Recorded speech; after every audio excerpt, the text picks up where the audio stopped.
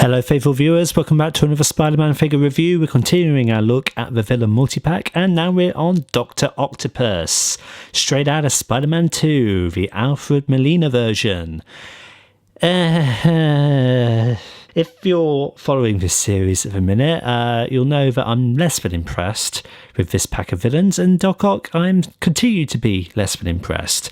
Now, nice sculpt work again, I suppose. You've got the big ass trench coat, you've got a brown shirt, you've got nice silver detail for where his arms link into his abdomen. Let's just open his coat there. You can see that in all of its glory. Nice black belt with silver buckling, nice brown shoes. And then, of course, you've got the octopus arms, which are nice and silver and gold and spitting full of detail, actually. They are different claws on two of them. So you've got the more, shall we call them, spiky, aggressive ones here at the top. And then you've got these more blunt ones at the bottom. Different articulation points in all of them. These ones, you see the entire claw opens and closes. Again, it's the gimmick sort of thing. These ones, you've got articulation at the base, and then I'm trying to determine if you actually do anything further up. Maybe you don't, but these are all individually articulated as opposed to all of the claws on the top ones going simultaneously.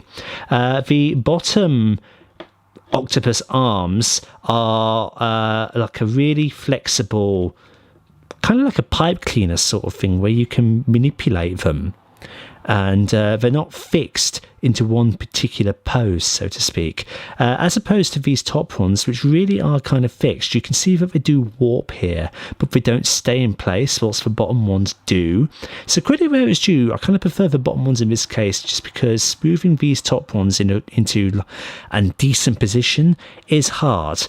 And the only way that I've been able to do it is just kind of by disconnecting them from the base and having to manually move them up.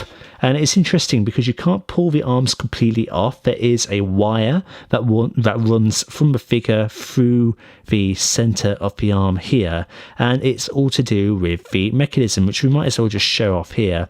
Pulling this out makes the claws open and close, like so, but that's not how you're meant to do it, I don't think. I just discovered that by accident when trying to move this thing across. No, what I think you're actually meant to do is with the legs, much like with Rhino, you can see his left leg here is a gimmick sort of thing, and that makes the arms twitch, and it makes them open and close. It's not very good, however. It's really poorly designed and it doesn't work. But yeah, so that's all the figure's got going for him. Otherwise, we'll just zoom in on that noggin, get a better look at Alfred's face. It's a decent likeness. He has a big goggles on, so we don't have to worry about getting it too accurate. And that's kind of it. He doesn't stand either. He's just as bad as Lizard and Rhino. In terms of articulation then, Doc Ock's head is on a swivel, so it can rotate 360 degrees, but can't look up or down.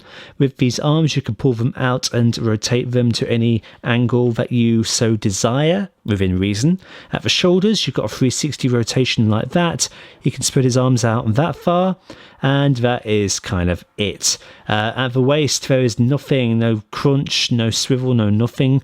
This leg can kick out that far. It can bend at the knee 90 degrees. This leg can't kick out due to the gimmick, but it can still bend at the knee 90 degrees.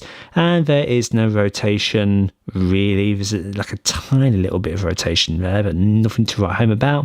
And there's nothing at the feet or ankles, so articulation sucks. Size comparisons then, here he is with Scorpion, here he is with that random Spider-Man, Prime RID Cliffjumper, Black Series Jaina Solo, and Marvel Legends Far From Home Mysterio. So yeah, I'll keep my closing thoughts brief, just like the rest of the figures from this pack. I don't really recommend him. Articulation and posability is virtually non-existent, very gimmick heavy. In terms of the arms and all of that, and they are a pain in the arse really to articulate. Also, you've got a little bit of freedom of movement with the bottom arms, but with the top arms, no, not really. Can't fault the sculpting though. He looks like Alfred Molina. He looks very faithful to his Spider-Man 2 interpretation, but other than that, pass. Pass on this figure, it's a hard pass.